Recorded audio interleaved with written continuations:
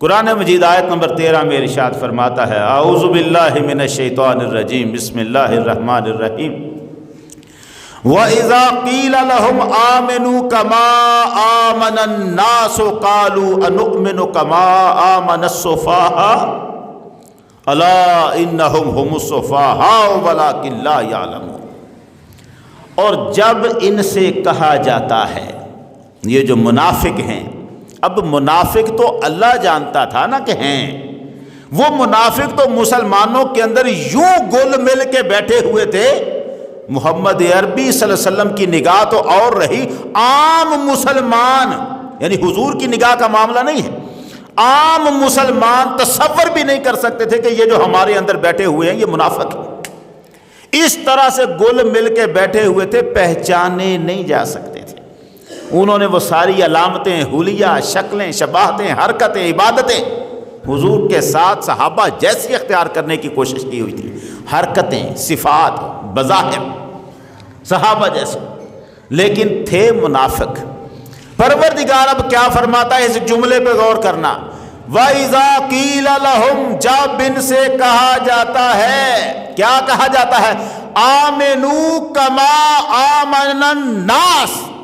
اس طرح ایمان لاؤ جیسے دوسرے لوگ ایمان لائے ہیں۔ یہ لفظ بڑے ہیں، ان پہ غور کرنا، ایسے ہی نہیں ہے یہ معاملہ۔ جب ان سے کہا جاتا ہے اس طرح ایمان لاؤ جیسے دوسرے لوگ ایمان لائے ہیں، تو یہ کہتے ہیں کیا ہم بے وقوفوں کی طرح ایمان لائیں؟ آپ ان کا جواب دیکھیں آگے سے، قالوا انؤمن كما آمن السفهاء، وہ کہتے ہیں کیا ہم بے وقوفوں کی طرح ایمان لائیں؟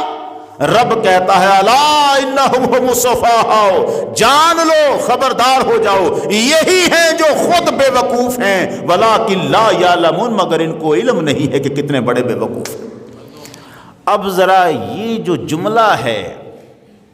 آمنوا کما آمن الناس،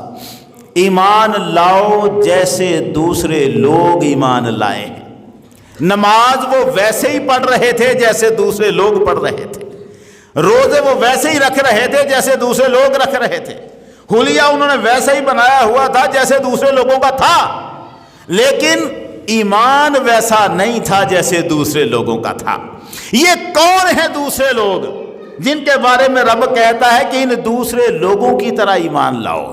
ان کے ایمان میں کمی تھی، انہیں کہا جا رہا تھا ویسے ایمان لاؤ جیسے دوسرے لوگ ایمان لائے ہیں۔ یہ جو دوسرے لوگ ہیں نا، ان میں کوئی ابو بکر تھا، کوئی عمر تھا، کوئی عثمان تھا، کوئی علی تھا۔ ان منافقوں کو کہا جا رہا تھا ہمیں وہ ایمان قبول نہیں جو تم نے سمجھ رکھا ہے، ہمیں ایمان وہ قبول ہے جس میں ابو بکر کی جھلک نظر آ رہی ہو، ہمیں ایمان وہ پسند ہے جس میں علی کا سوز نظر آ رہا ہو، وہ ایمان جو صحابہ جیسا ہو، جو حضور کے غلاموں جیسا ہو، اللہ کو وہ پسند ہے، وہ قبول ہے۔ صرف اللہ کو ماننا، آخرت کو ماننا یہ نہیں ہمیں چاہیے، ہمیں اس طرح کا ایمان چاہیے جیسے حضور کے غلام لائے۔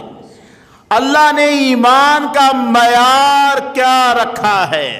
میں جہاں آپ کو لانا چاہتا ہوں، پروردگار نے ایمان کا معیار آیات قرآنی کو نہیں رکھا، ایمان کا معیار محمد عربی کے فرمان کو نہیں رکھا،